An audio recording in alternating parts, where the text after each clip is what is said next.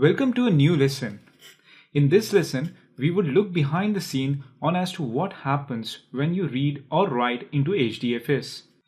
Let us first deep dive into HDFS write process. HDFS client is a JVM that has to run on the node which interacts with HDFS.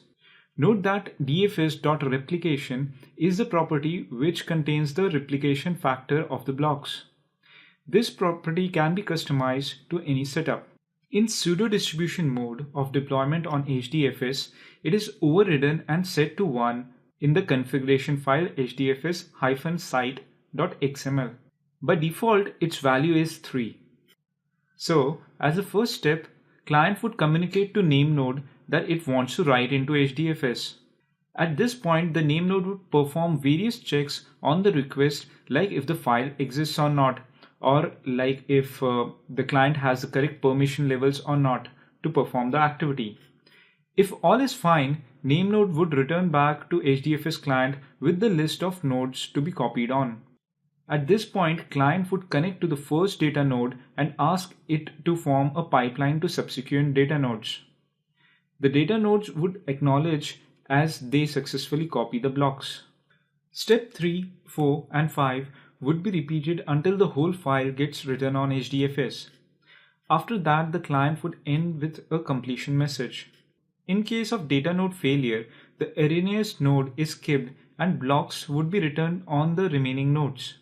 Name node would observe the under replication and would arrange for the replication of the under replicated blocks. Same would happen when there are multiple node failures. The data needs to be returned to at least one node and the under replicated blocks would be taken care of by the name node.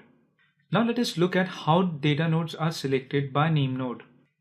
If the client node itself is part of the cluster, name node would consider it to be the first node where the replication should happen.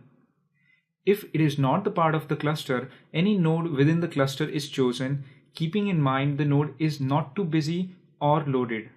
The second node is chosen off the rack as the first one was chosen. The third one is chosen to be on the same rack as the second one. This forms the pipeline. Now let us look at the simulation run which we had seen in the earlier lesson. The file is broken into blocks and then replicated and then distributed across the file system. Now if you observe, if one of the node or even rack fails, there are still all the blocks of the file available. Failure of multiple racks is more serious one and less probable to happen. Also, it is to be noted that the whole procedure of selection and replication happens behind the curtain and developer or client doesn't need to worry about what happens in the background. Before we look at how read happens, let us look at how distance is calculated in HDFS.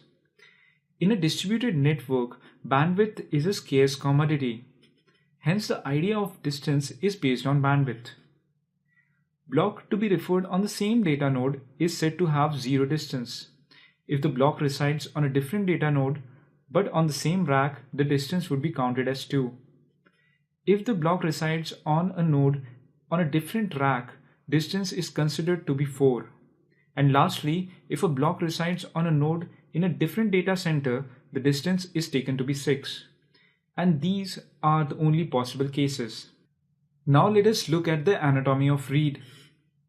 First, the HDFS client sends a read request to the name node. In response, name node returns the data nodes containing the first few blocks. Name node returns the list starting from the closest node containing that block to the furthest. So the client would connect to the first node and read the blocks one by one. Let us again look at the failure cases that can happen while read. There can be 2 failures. First, the data block is corrupt. In that case, the next data node containing the block is contacted. Second, if the data node itself fails. Let us say D7 fails while the block B1 was being read. Then the next node in the list would be contacted. In this case, client would make a note that D7 is a bad data node and would not consider it later if it appears in another list.